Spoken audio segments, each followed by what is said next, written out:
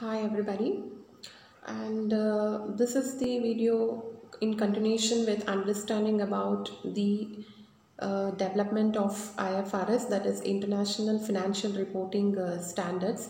As I said, the IFRS accounting standards, which are being issued by IFRS Foundation and the International Accounting Standards Board. So let us know more about these two authorities, that is IFRS Foundation and International Accounting Standards Board. Firstly, IFRS Foundation, it is not-for-profit organization with the public interest, and which was established to develop the single set of high-quality, understandable, enforceable, and globally accepted accounting standards. IFRS standards were developed to promote and to facilitate the adoption of the globally accepted accounting standards. And the IFRS standards are set by the IFRS Foundation's standard setting body, that is the International Accounting Standards Board. We call it as IASB. This IASB board, which is an independent group of experts with an appropriate mix of recent practical experience in setting accounting standards, in preparing, auditing, or even when using the financial statements or financial reports, and in accounting education also. So this particular board comprises of the experts from various fields, mainly into the accounting standards, the financial statement preparers, the auditors, the financial users, financial accounting information users, then even the academicians will constitute this particular board. And the board even considers the members, while appointing its members, it will consider the geographical diversity, as it is mainly required since it is the global organization. So the IFRS Foundation Constitution, which will outline the full criteria for the composition of the board. So who can be appointed as board member, what are the required qualification, ability, skills, and overall the required profile will be assessed well before appointing the member for this particular board, that is International Accounting Standards Board. So, and the geographical allocation can be seen on the individual profile of the expert. These board members are responsible for the development and publication of IFRS standards, and which including the IFRS for SMEs, that is small and medium enterprises, also wherein the standards relating to SMEs also will be developed. The board is also responsible for approving the interpretations of the IFRS standards as developed by the IFRS Interpretations Committee, which was formerly called as IFRIC, that is International Financial Reporting Interpretations Committee, and the members are appointed by the trustees of the IFRS Foundation through an open and rigorous process, which includes advertising vacancies and even the consulting the relevant organizations. And we all know that the high quality financial information is the lifeblood of the capital market, and the accounting standards are set of principles where the companies follow when they prepare and publish their financial statements, providing a standardized way of describing the company's financial performance.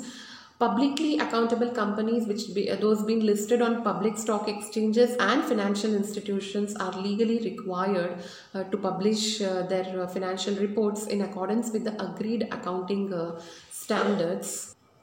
And the mission of IFRS Foundation will help you to understand about the intention behind starting the IFRS Foundation. So to develop the IFRS standards that bring transparency, accountability and efficiency to financial markets around the world, and their work serves the public interest by fostering trust, growth and long-term financial stability in the global economy. How the mission has been achieved? with respect to IFRS Foundation, how the mission of IFRS Foundation is being achieved. So IFRS standards bring transparency by enhancing the international comparability and quality of financial information, enabling investors and other market participants to make informed economic decisions. And IFRS standards strengthen the accountability by reducing the information gap between the providers of capital and the people to whom they have entrusted their money. So their standards provide information needed to hold management to account. And as a source of globally comparable information, IFRS standards are also of vital importance to regulators around the world. IFRS standards contribute to economic efficiency by helping investors to identify opportunities and risk across the world, thus improving capital allocation.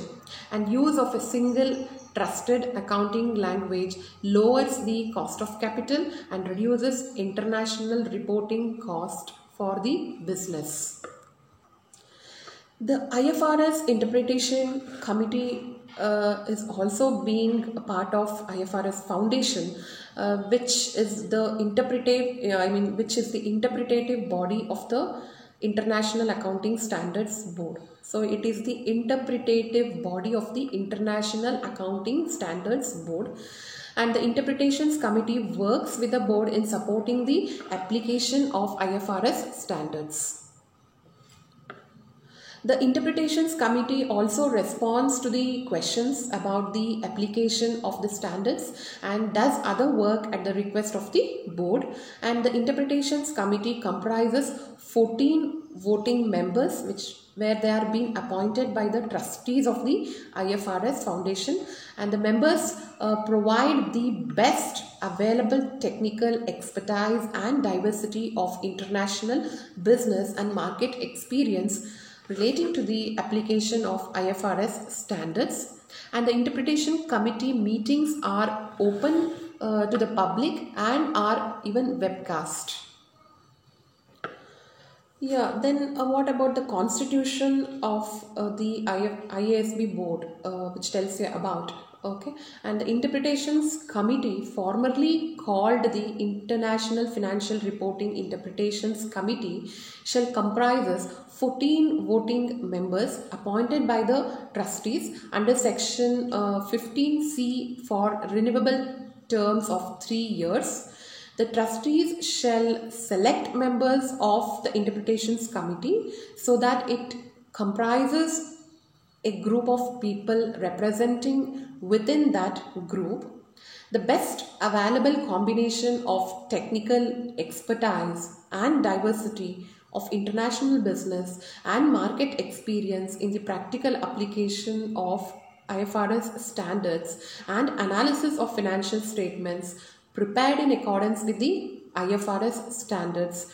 Expenses of travel on Interpretations Committee business shall be met by the IFRS Foundation. And it was agreed that the following criteria that should be met when considering the individuals for membership on the Interpretation Committee. Firstly, they should have a high level of technical expertise, and they should add to the diversity of Interpretation Committee in terms of international business, and they should have market experience in the practical application of IFRS standards and analysis of financial statements prepared in accordance with the IFRS standards, and it should serve in an individual capacity and demonstrate their independence. And the accounting firms were also being allocated as a part of Interpretation Committee, wherein the representatives from the accounting firms, and they were limited to 5 of the total 14 seats on the Interpretation Committee. So out of 14, the 5 seats were limited to the mainly to accounting firms, and at any one time there may only be one individual from each of the 4 large firms and one individual occupying the rotating seat from the mid-tier firms. The interpretation committee even includes some representations from the regulatory bodies, that is regulatory representation. The regulators will be considered for observer seats on the basis that they are able to represent a broad body of regulators. And the criteria for the interpretation committee observers were as per the constitutions, which states the trustees, as they deem necessary, shall appoint as non-voting observer representatives by regulatory organizations who shall have the right to attend and speak at meetings. And even it was agreed that the following criteria should be met when considering securities or prudential regulators for the role of observer.